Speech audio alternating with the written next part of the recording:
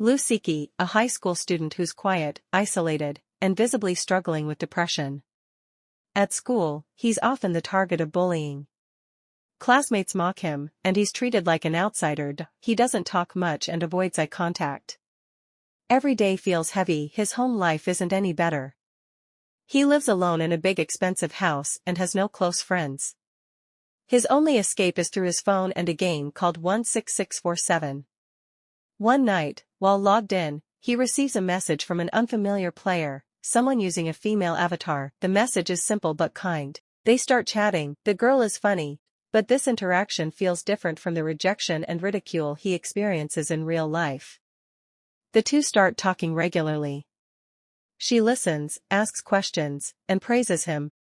For the first time in a long while, Lusiki feels like someone actually cares. He begins looking forward to logging into the game, not for the missions or mechanics, but just to talk to her. She flirts gently.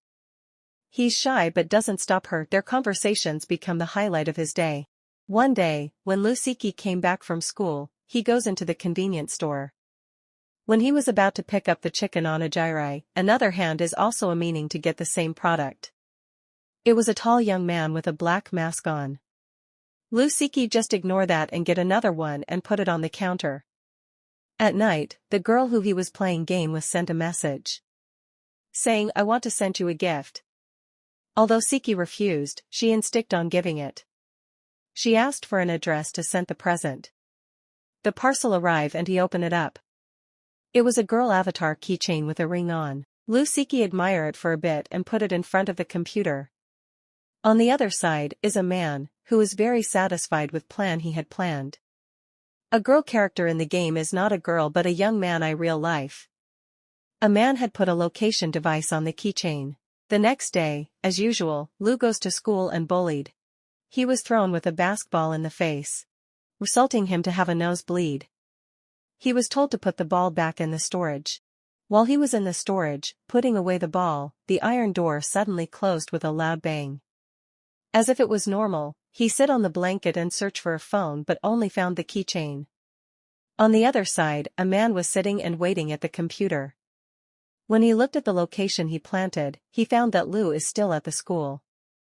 He went there and opened the door with a pin. He found Lusiki sleeping. After a while, he woke up from the sound of the school security. He went out and wondered who else was here.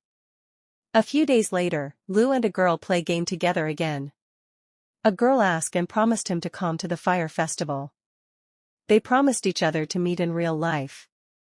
He arrives at the meeting place where the festival is going to be. Lusiki is standing in the middle of the crowd. That's where he heard someone call out his game number. He turned around surprised.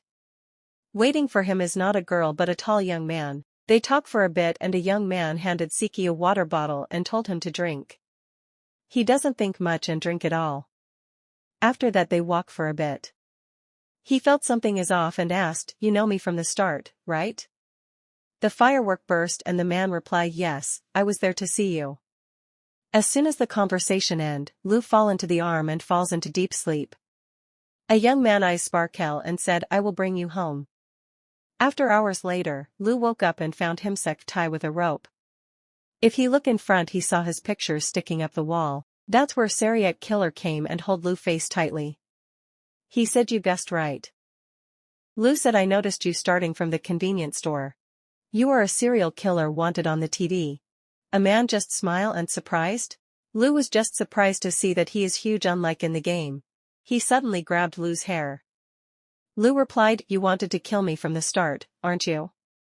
Lu smiled with a dark eye without any reminiscences and said, "Please kill me, I beg of you." A man grabbed Lu's neck and strangled with a strength. Lu started to cough. After that, a killer changed his mind and let go of Lu's neck. A killer said it is no fun. He threatened Lu to cut all his limbs and lock him up in the basement. Lu then smiled again and said, "Do as you wish. I give it my all to you along with my life."